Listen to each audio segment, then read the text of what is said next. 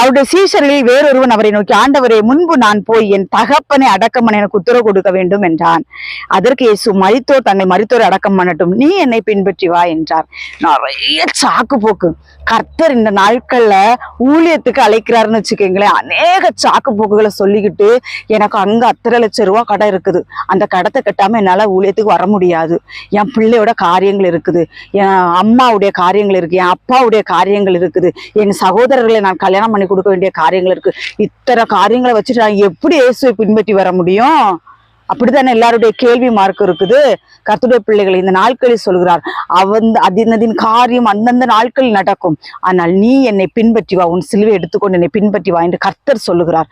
கர்த்தர் இந்த நாட்களில் அழைக்கிறார். அவர்கள் சீஷர்களை பொறுத்த வரைக்குமே நம்ம பின்னாடி பார்க்க போறோம், எல்லாவற்றையும் விட்டு விட்டு இயேசுவுக்கு பின் சென்றார்கள். கர்த்தருடைய பிள்ளைகளை கர்த்தருக்கு பின் செல்லும் பொழுது நமக்கு மேல